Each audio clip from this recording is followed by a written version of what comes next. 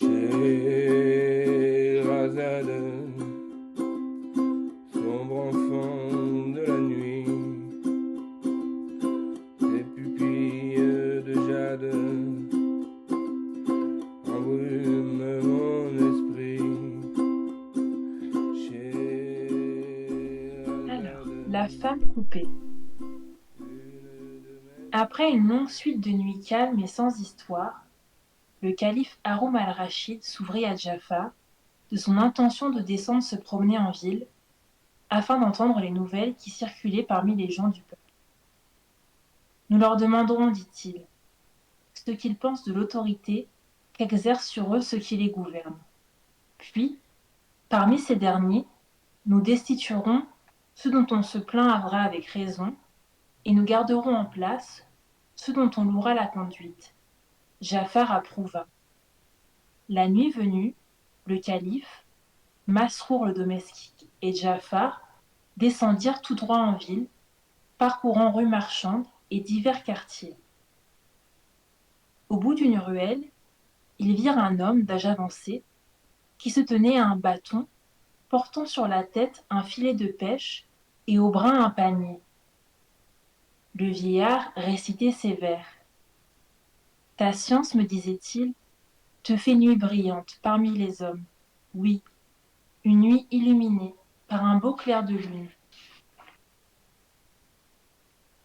Et moi je répondais, assez, ce sont des vains mots et belles paroles. Science sans moyen de subsistance n'est qu'un spectre désincarné. Mettez un peu en gage, moi, ma science, mon sac de livres, et puis, pour faire bon point, mon encre et mon calme. Vous verrez le créancier, au bout d'un jour, un seul, rejeter ce gage avec dédain et faire saisir à sa place ce panier. Le pauvre est toujours dans un état pitoyable. Que de peine doit-il supporter pour continuer à vivre? L'été, pas de pitance. Et l'hiver, pour tout poil, le brasero mourant qu'on a sorti de la maison pour que se chauffent les boueux. Il est pourchassé par les chiens errants. Il n'est pas un homme de peu qui ne le repousse avec mépris pour sa pauvreté même. S'il ne trouve lui-même d'oreille où verser la peine de son état, quel être au monde se mettra en souci de chercher excuse à sa condition? Si la vie du pauvre est telle que je vous la dépeins, alors je vous le dis, pareils mots ne trouveront remède qu'au cimetière. En entendant ces complaintes, le calife eut le cœur endolori de compassion devant ce vieillard. C'est un homme à bout de ressources, dit Jafar, et qui a besoin de notre aide. Puis, s'adressant au malheureux, il lui demanda: quel est ton métier? Maître, répondit ce dernier, je suis pêcheur de mon état, et j'ai une famille à ma charge. Alors que j'ai quitté ma maison pour aller jeter mes filets, aucune prise ne m'a été départie. Depuis le milieu du jour jusqu'à cet instant, je ne possède aucun objet dont la valeur puisse me donner, si je le mets en gage, le prix d'un repas pour ma famille. Ne sachant plus de quelle manière je puis remédier à mon sort, je ne souhaite que de mourir sur le champ, tellement la vie me devient un fardeau. Ô pécheur, dit le calife, peux-tu venir jusqu'auprès du fleuve en notre compagnie? Tu t'y tiendras un moment, après avoir jeté ton filet au nom de ma chance. Quoi que tu ramènes dans tes mailles, nous te l'achèterons, d'avance, en te payant 100 pièces d'or. Marché conclu, ô maître, répondit le vieillard, tout en joie. Il revint avec eux vers la rive du Tigre. Il jeta son filet dans l'eau, puis tira sur la corde qui le fermait. Quelque chose de lourd s'y trouva pris, que le pêcheur amena hors de l'eau. C'était une malle, au couvercle maintenu par un cadenas. Le calife donna au pêcheur 100 pièces d'or, et Masrour transporta la prise sur son dos jusqu'au palais. Là, la serrure fut forcée, et la malle ouverte. Elle contenait un panier en osier, grossier en feuilles de palmier. Les bords en étaient cousus avec des fils de laine rouge. À son tour, le panier fut ouvert, montrant une tenture de grande dimension, pliée de manière à tout recouvrir. Le calife et ses hommes l'enlevèrent, trouvant alors un voile de femme, également plié en 4. Ils le retirèrent. Une jeune femme se présenta à leurs regards, radieuse comme un lagon d'argent. Elle était morte, et son corps se trouvait coupé en morceaux. Il y en avait 19. À ce spectacle, le calife fut profondément affligé, et les larmes coulèrent de ses yeux.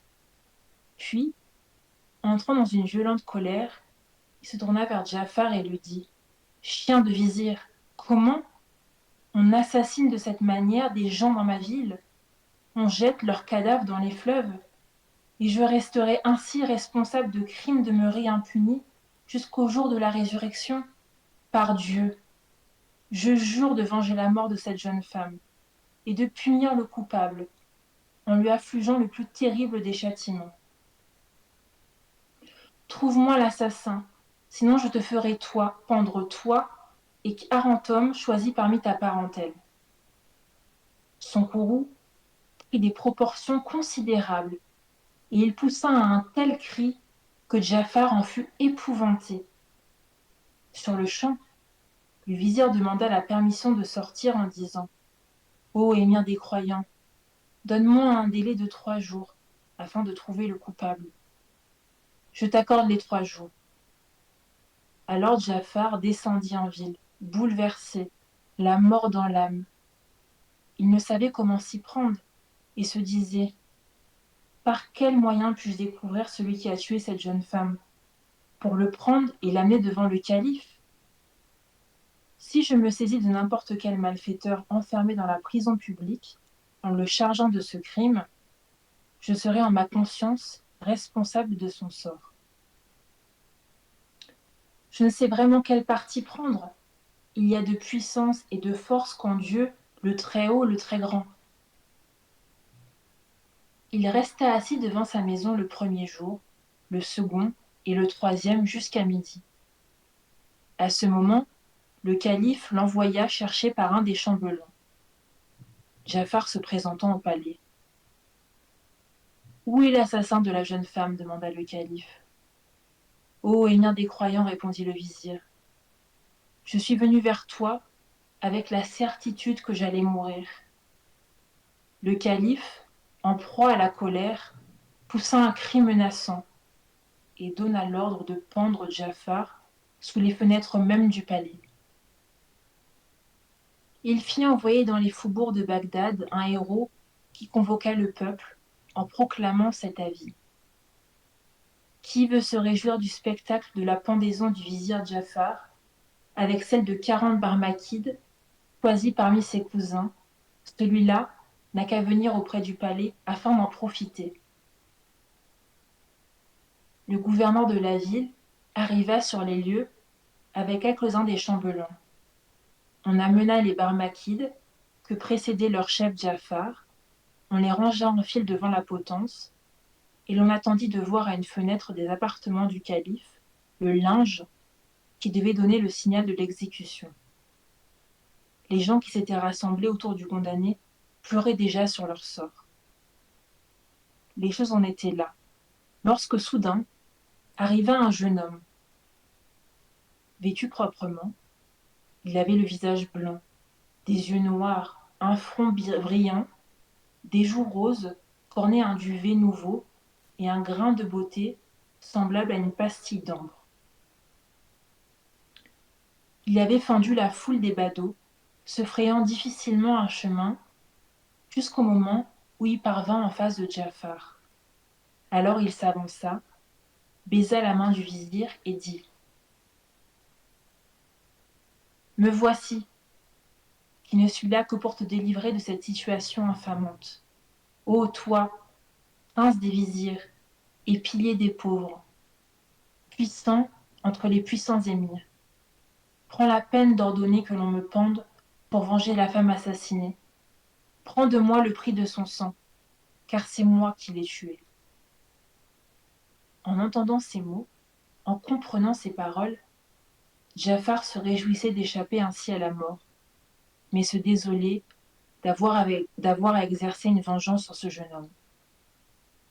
À peine avait-il commencé à l'interroger qu'un vieillard, fort avancé en âge, tendit la foule, arriva devant Jafar et lui dit: « Ô vizir, ô maître de haute dignité, n'ajoute aucune foi à ce que ce jeune homme affirme ici. Personne d'autre que moi n'a tué la jeune femme. C'est de moi seul que tu dois prendre le prix de son sang.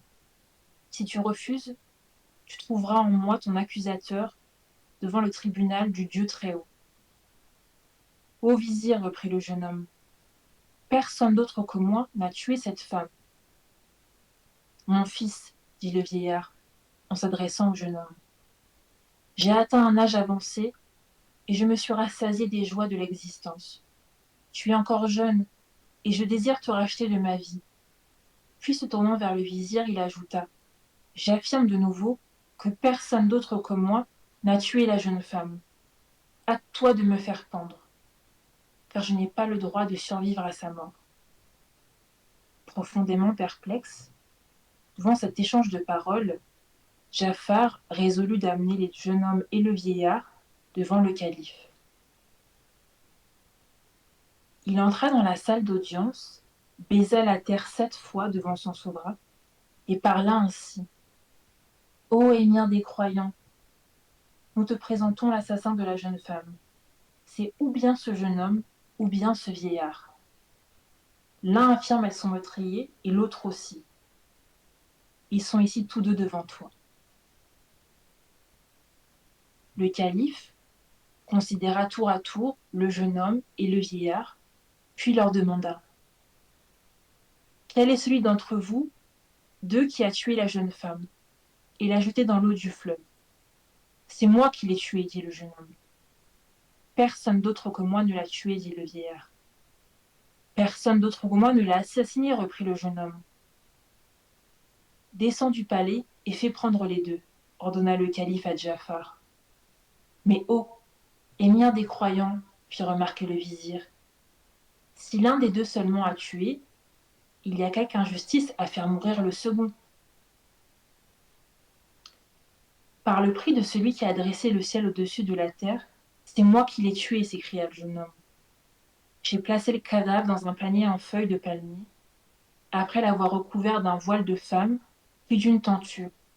Ensuite, j'ai cousu le panier avec un fil de laine rouge, et j'ai jeté le tout dans l'eau il y a 4 jours. Par Dieu et par le dernier jour, ne me laisse pas survivre à la mort de cette femme, et prends de moi seul le prix de son sang. » Le calife s'étonna d'entendre tous ces détails. « Pourquoi l'as-tu assassiné ainsi, sans aucune raison valable ?» demanda-t-il au jeune homme. « Pourquoi viens-tu avouer ce crime sans y être contraint par la force ? Ô émir des croyants, en ce qui concerne cette femme, il m'est arrivé une aventure tellement prodigieuse que si on l'écrivait avec la pointe d'une aiguille sur la prunelle de l'œil, elle servirait encore de leçon à quiconque voudrait tirer parti de l'expérience d'autrui. Raconte-nous ce qui s'est passé entre cette femme et toi, reprit le calife. Oreille attentive et bon vouloir, répliqua le jeune homme. Devant Dieu et devant l'émir des croyants, voici mon histoire. L'histoire de la pomme. Sache, ô émir des croyants, que cette jeune femme assassinée est mon épouse, la mère de mes enfants. C'est ma cousine du côté paternel, la fille de mon oncle, ce vieillard que tu vois à mes côtés. Il me l'a donnée en mariage, à peine nubile, et je vécus avec elle durant 11 années consécutives. Épouse bénie, elle m'apporta 3 enfants mâles, que je reçus comme un don de Dieu. Elle avait une conduite exemplaire à mon égard, et me servait de la meilleure manière. De mon côté, je l'aimais intensément. Mais un jour, dans le courant de ce mois, survint l'événement que je vais te raconter. Elle fut atteinte d'une maladie de langueur et devint d'une maigreur extrême. Je m'empressai auprès d'elle et la vis revenir peu à peu à une santé meilleure après un mois complet d'incertitude. Un jour, elle me dit avant d'entrer au bain: Cousin, je voudrais de toi que tu me donnes l'occasion de contenter une envie. Oreille attentive et bon vouloir, lui répondis-je. Parle, même si tu es sujette à 1000 envies. Je désire une pomme dont je puisse respirer l'odeur et mordre la chair. Dussé-je mourir après cela? Que Dieu te conserve en bonne santé, m'empressai-je de répondre. Je cherchai par toute la ville des pommes, sans pouvoir en trouver une seule. Je le jure sur mon honneur. Si j'en avais trouvé rien qu'une, je l'aurais achetée, à n'importe quel prix. Rentrer bredouille me mortifia. Ne trouvant pas de fruit qui aurait pu contenter son envie, je revins à la maison et lui dis: Cousine, par Dieu, je n'ai pas trouvé ce que tu demandes. Cela la mit dans une agitation fébrile, et faible comme elle était déjà, elle le devint davantage, et de façon plus préoccupante encore cette nuit-là. Aussi, de bon matin, me mis-je à courir les jardins des alentours et à visiter les vallons fertiles sans en oublier. Je n'y trouvai pas ce que je désirais, mais un vieux jardinier me donna cet avis. Mon enfant, tu ne découvriras point de pommes dans le jardin de tu ne découvriras de pommes que dans le jardin de l'émir des croyants, dans la ville d'Al-Basra. La récolte est conservée dans ses celliers, sous la garde de l'intendant royal. Je revins aussitôt chez moi, fis mes préparatifs, et partis en expédition, soutenu par mon amour pour ma femme, comme par mon courage à vaincre les difficultés de la vie. Je n'ai mis que la moitié d'un mois, ô émir des croyants, à me procurer 3 pommes. Il faut dire que je m'étais employé jour et nuit en démarches réitérées et en va-et-vient continuel. J'ajoute que je l'ai payé à l'intendant 3 pièces d'or. Je les rapportai sans tarder à la maison et les présentai à ma femme. Elle les reçut d'un air distrait et les posa à côté d'elle. Sa langueur augmenta.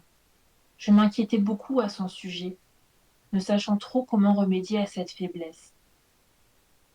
10 autres jours s'écoulèrent, sans changement notable. Le 10e jour, j'étais assis dans ma boutique, occupé à vendre les étoffes dont je faisais commerce, lorsque je vis soudain entrer dans la halle des marchands de draps une espèce de nègre, aussi lot qu'un roseau. Il avait la largeur d'un banc public et offrait un visage d'une laideur repoussante.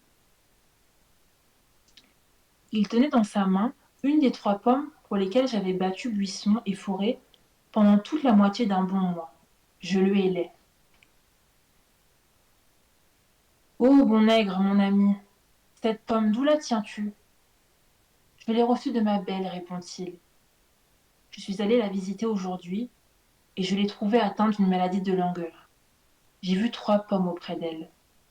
Elle m'a dit que son bardeau de mari, le maquereau, les lui avait rapportés d'un voyage. Un voyage d'un demi-mois, fait tout exprès, et qu'il a passé en recherche continuelle pour les lui obtenir. J'ai pris du bon temps avec elle. Mangeant et buvant, tout m'en saoule. Et pour finir, j'ai pris une des pommes qui se trouvait là, n'écoutant que mon caprice. Et me voici en ces lieux. À ces mots, ô émir des croyants, le monde s'assombrit à mes yeux. Je me levai sur-le-champ, fermai mon échoppe et regagnai ma maison. Je montai dans la chambre haute, n'ayant plus de sens, tant la fureur m'avait mis hors de moi. J'entrai dans la pièce où se tenait ma femme et regardai vers les pommes. Il n'y en avait plus que 2. Cousine, demandai-je, où se trouve la 3e pomme? Elle tourna distraitement les yeux dans la même direction et dit: Pardieu, mon cousin, je ne sais pas. L'histoire que le nègre m'avait faite me parut alors être la pure vérité. J'avisai un couteau effilé, m'en saisis et vint me placer derrière mon épouse. Je ne prononçai aucun mot, jusqu'au moment où je me jetai sur ma victime, armée de ma lame, que j'enfonçai dans sa gorge. Je lui tranchai la tête et découpant son corps, en plaçant hâtivement les morceaux dans un panier, non sans avoir enveloppé dans son propre voile à elle. Je mis par-dessus une tenture, et le tout dans une malle que je transportai sur ma tête jusqu'au fleuve où je la jetai. Par Dieu, ô émir des croyants, venge-la sur moi, et fais-moi pendre le plus vite possible, sinon je demanderai compte de son sang devant le Dieu très haut. Apprends enfin qu'après avoir noyé le corps, je revins à la maison, et aperçus l'aîné de mes garçons assis par terre, qui pleurait à chaudes larmes. Je lui demandai pourquoi. Oh, mon père, me dit-il, aujourd'hui, de grand matin, j'ai pris en cachette à ma mère l'une des 3 pommes que tu lui as apportées. Je l'ai emportée avec moi au marché, et j'étais là avec mes frères, quand soudain, un grand escogriffe d'esclave noir s'est approché et me l'a arraché des mains. J'ai couru après en lui disant: Pardieu, ô bon nègre, mon ami, mon père a passé la moitié d'un mois à parcourir la ville d'Esbasra pour trouver cette pomme. Il en a apporté 3 seulement de ce voyage, pour les offrir à ma mère qui souffre d'une maladie de langueur. Rends-moi cette pomme afin que je la remette à sa place et qu'on ne sache pas la mauvaise action que j'ai commise en la dérobant. Il est resté sourd à mes paroles. J'ai eu beau les lui répéter une seconde fois, et une troisième, rien n'y a fait. Il m'a frappé et a continué son chemin. Alors mes frères et moi, nous sommes sortis de la ville avec l'idée de nous cacher dans les environs, par crainte du châtiment que nous méritions de recevoir, et puis nous avons changé d'avis et décidé de revenir à la maison dès qu'il ferait nuit. Je crains tant de causer chagrin à notre mère. Par Dieu, je te supplie de rien lui dire, car cela pourrait augmenter sa faiblesse. Ces paroles de mon fils, ô émir des croyants, sa frayeur, ses sanglots, me désillèrent les yeux. Je sus que j'avais agi injustement en tuant la jeune femme et qu'elle avait péri victime d'une calomnie. Le funeste esclave l'avait, lui, injustement accusé, en débitant un conte forgé de toutes pièces à partir du récit de mon fils, qui lui avait dit qu'il lui avait tout dit des pommes. Je pleurais sur mon malheur avec mes enfants, jusqu'à en perdre le souffle. Ce vieillard ici présent, le père de la malheureuse, qui venait nous faire visite, apprit de ma bouche la triste aventure. Et il joignit ses larmes aux nôtres, et nous demeurâmes dans ces lamentations jusqu'au milieu de la nuit. 3 jours durant, nous ne quittâmes pas notre maison, en proie à l'affliction la plus profonde.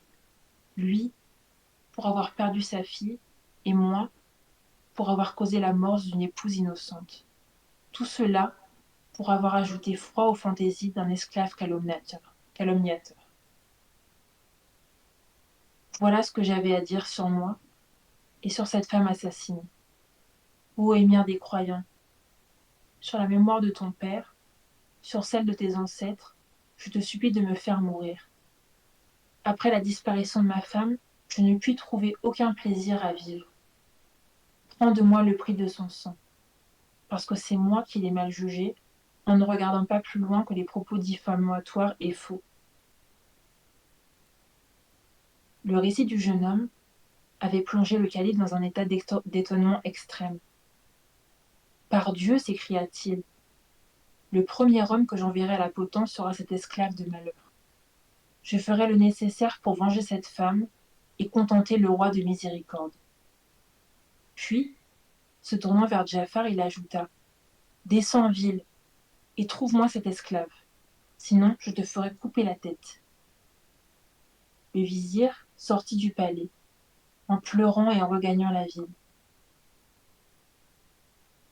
Le moment de mourir est arrivé pour moi, disait-il.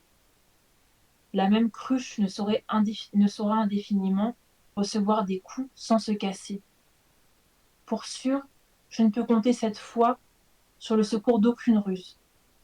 Seul le Dieu tout-puissant et redoutable qui m'a sauvé du premier péril me sauvera aussi du suivant. Par Dieu, je ne bougerai pas de ma maison jusqu'au terme des 3 jours que l'on m'a donnés pour délai, m'en remettant à Dieu pour l'issue de cette affaire à laquelle je ne trouverai par moi-même aucune solution. Jafar demeura donc chez lui le premier jour, le deuxième et le troisième jusqu'à midi. Tout espoir de conserver la vie l'avait quitté. Il avait mandé homme de loi et témoin pour faire son testament et avait appelé ses filles, à qui il fit ses adieux, les yeux remplis de larmes. Quand un messager du calife vint le trouver et lui dit: L'émir des croyants est dans une violente colère. Il a juré que par demain, le jour ne se lèvera pas avant qu'il te voie attaché au gibet. Jafar redoubla de larmes. Les fraîches jeunes filles redoublèrent de larmes, et redoublèrent aussi de larmes tous ceux qui se trouvaient dans la maison. Bientôt, le vizir dit adieu à ses filles et à toute sa famille. Mais il lui restait encore à presser la plus jeune sur son sein. Elle avait un visage resplendissant, et son père l'aimait plus que toutes les autres. Il la serra contre lui et l'embrassa, tout à sa peine de quitter ainsi sa famille et ses enfants. Comme il la serrait fort, en raison de l'attachement mutuel qu'ils éprouvaient, il sentit un objet rond qu'elle dissimulait dans le pli de sa robe. « Ma fille, demanda-t-il, qu'y a-t-il là? Montre, ma fille. » C'est une pomme qui porte le cachet de notre maître le calife, répondit la jeune fille. C'est Brin de Myrte, notre esclave, qui l'a apportée. Il n'a voulu me la donner qu'après avoir reçu en échange 2 pièces d'or. Jafar, entendant prononcer les mots pomme du calife et esclave, poussa un grand cri et fouilla aussitôt dans la robe de la fillette.